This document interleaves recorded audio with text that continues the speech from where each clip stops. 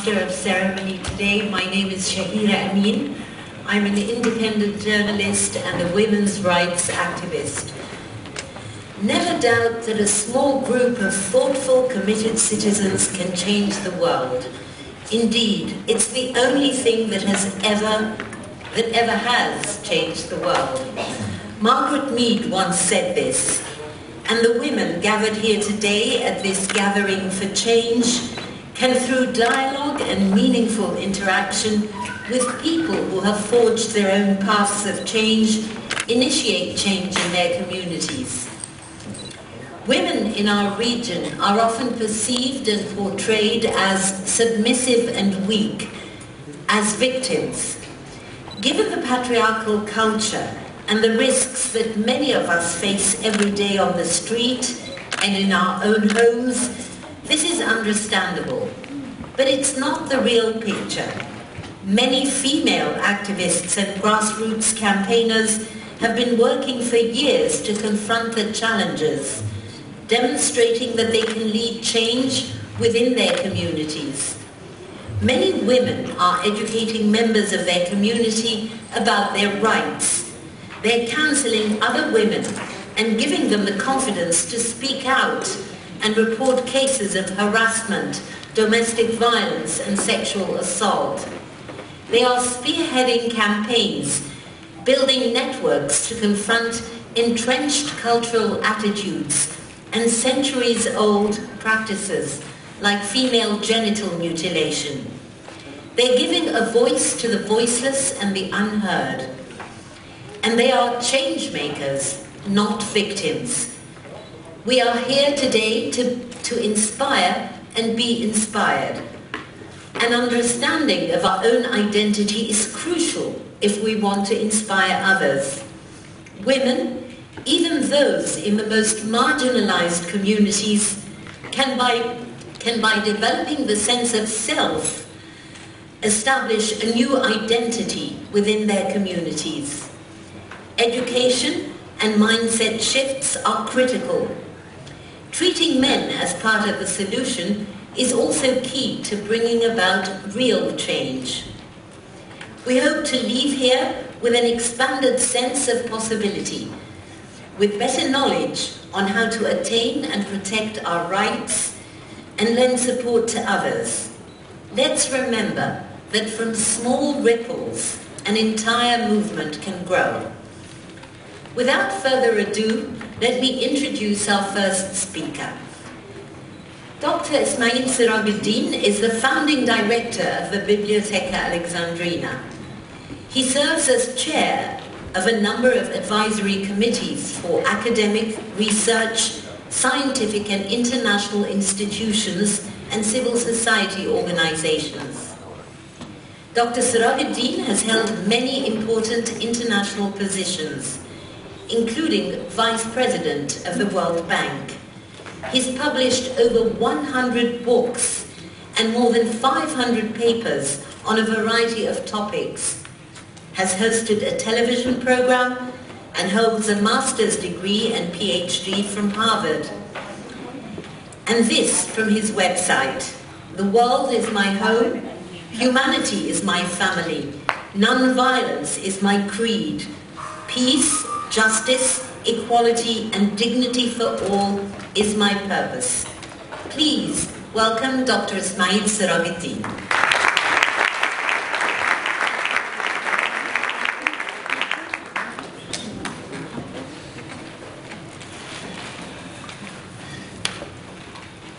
Ladies, gentlemen, welcome to the Library of Alexandria. It gives me a very, very special privilege to be with you today. And specifically, I must salute my good friend, Dr. Alia Rafa, and her colleagues, Dina Mariam and others, who I got to know a number of years ago through books that they were writing, and they were even kind enough to ask me to write an introduction to one of those books. These books, the latest of which is very much on the same spirit, a force that can change the world, is really an inspiration. The books themselves are an inspiration Because they're not just tales of witness, there are even tales of what we can do, we as women can do, or we as individuals can do in the society, but they are also an inspiration of what remains to be done.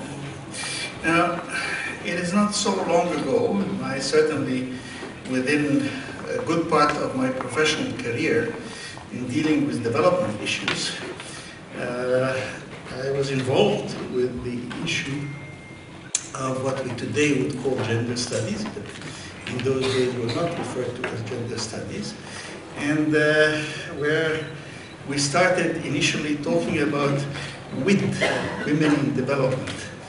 And this was what was required was to take into account the fact that women were not just part of the landscape or part of the furniture or part of something to be ignored, but that they were actors in the development process.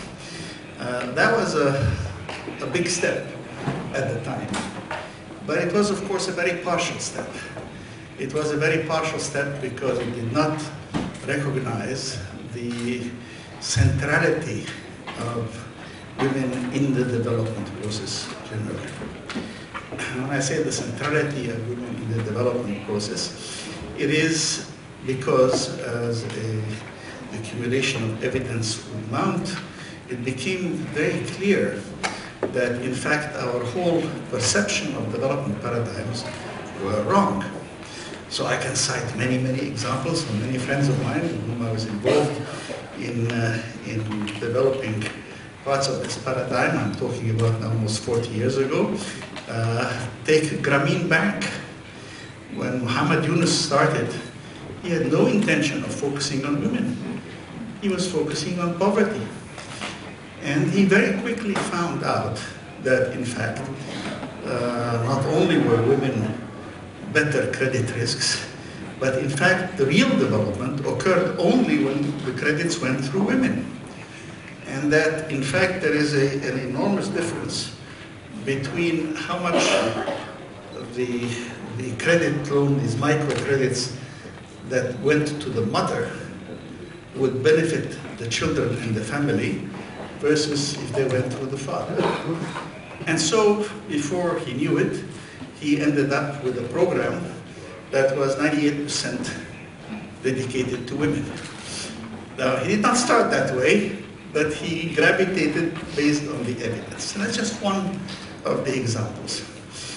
Ila Bhatt, who founded SIWA, the Self-Employed Women's Association in India, and marvelously, she and Raisha Terji and others, I visited with them and talked to them, and they showed me some of their colleagues were in that small NGO that had gone up, and some of them were rag pickers in India, rag pickers, I mean really at the bottom of the barrel completely. And there was this woman who was a rag picker, and she dared to speak to the governor of Ahmedabad in no uncertain terms, and telling him, and where the hell were you when Sister Ila and I and others started this 20 years ago, and now you come and tell us this and that. And she has enormous self-confidence. And I was struck. So the next day I said, I'd like to see her. I saw her again. She had her little corner, and she was still there. And I said, what you said, you've been doing this for 20 years with Ila and others. How come that you're not a big entrepreneur by yourself? She says, me? No. But my three daughters have gone through college. Now that, of course, was an enormous revelation, that this woman, through hard work, for 20 years, had actually transformed her three daughters. I then went to a rural area, Kuch, India, very poor area, very dry, desertic area. And this is one of the most moving experiences in my life. Because I asked to speak to the women through interpreters. And I asked them questions like, you know, do you receive assistance from SEWA and so on? I said, yes. And has it changed your life? Yes. How has it changed your life? And one of them looks at me and says, ha! The men wouldn't even give us the time of day. Now they run after us in order to borrow money from us. The world has changed. I said, that's good. Well, that's good to know. But tell me, what was your ambition for your daughter? Almost universally, all of these very poor women, and those who know the Coach know just how poor that is. All these very poor women said education. And here's the moment that changed my life, and I asked, and prior to SEWA, prior to that experience, what was your ambition for your daughter? And her answer was to find a husband who would not beat her. To find a husband who would not beat her. What a difference it can make. And what is that difference? It's not the micro-law. It is the sense of human dignity that has been given to this empowered person so that she could, in fact, dare to dream and to aspire to things that her mother would have never dreamed or aspired to have. It was her ability to think of an alternative future for her daughters that would be far better than her own life. And to be confident enough that she could do it. And now I believe that this small example is really very much at the heart of the idea of women gathering for change, drawing strength from each other, recognizing that their role in society is not only central, but different than it was envisaged to be, that in fact societal roles that are imposed on women are not necessarily those that are just the result of biology, that in fact they are very much the result of social and economic policies that are being pursued by different institutions in society. That has to change. How is it going to change? Well, I think Shahira at the beginning quoted Margaret Mead, and she's absolutely right. But I think what we have is also to recognize that women's issues are societal issues. Women's rights are human rights. And that men are equally responsible, in fact more responsible than women, for the discrimination and persecution that exists. For me, as an Arab, Muslim, male, African, devils, any dimension that you want, there is no excuse, no argument of cultural exception that would justify the mutilation of girls or the discrimination against women. And it is long past due when we must set aside these presumed arguments of cultural specificity, of societal needs, and reject the legacies of the past. The UN has a body called the Security Council, which you all know. It is the only body whose decisions are absolutely legally binding on member states. General Assembly meetings can say whatever they like, but decisions by the General Assembly are not binding. ECOSOC is not binding. But Security Council decisions are presumed to be binding. And it is from the Security Council that Resolution 1325 came about and said that women, in fact, must play a much bigger role in peace building. And here it was a profound, I think, recognition of the fact that women are not just the victims of war, they are the architects of peace. And they are the ones who maintain the social glue that holds a society together. In our parlance as economists and then econometricians, We have made many studies on social capital. Well, it turns out that the people who build up the social capital are the women in the communities. They're the ones who transcend the differences that exist. They're the ones who transcend the limitations that their own children, husbands, brothers, cousins, etc. impose, especially in terms of violent societies that we know.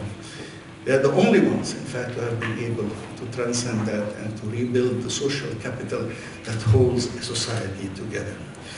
And so, as we look forward to what do we do about this, it is, I think, extremely important for all of us to refuse and reject any kind of arguments of cultural specificity that would discriminate against women.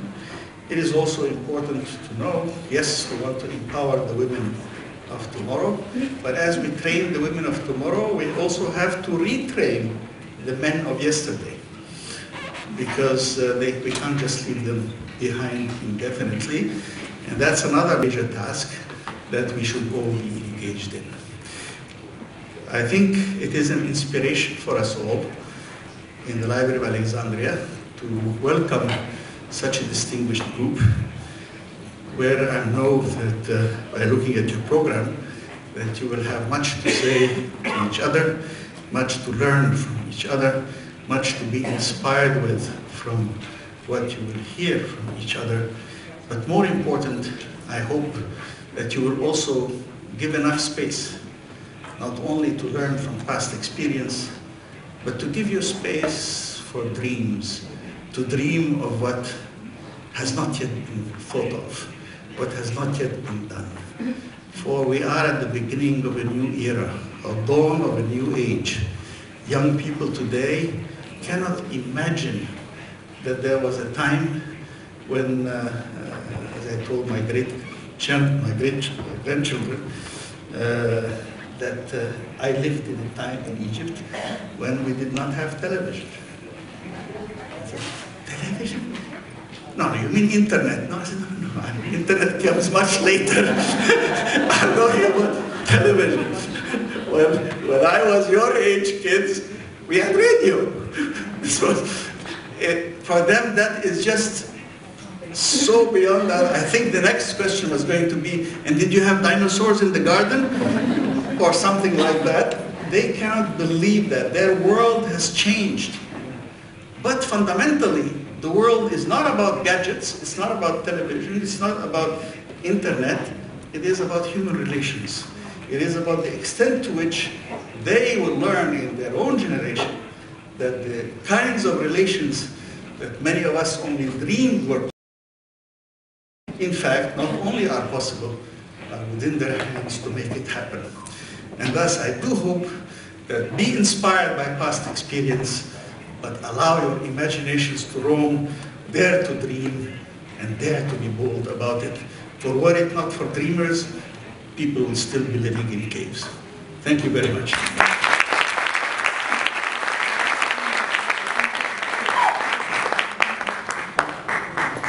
Thank you very much, Dr. Ismail Serageldin, and I couldn't agree more about women's issues being societal issues.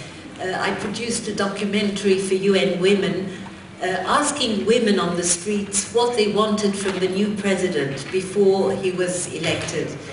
And they all said they wanted decent housing, they wanted jobs for their children. But more importantly, there was one word repeated by every woman I interviewed, and I interviewed hundreds, and it was empathy and compassion and dignity. That's what they wanted. Our next speaker is Dr. Alia Rafa. She is a professor of anthropology at Ain Shams University. She's founder and chair of the Human Foundation.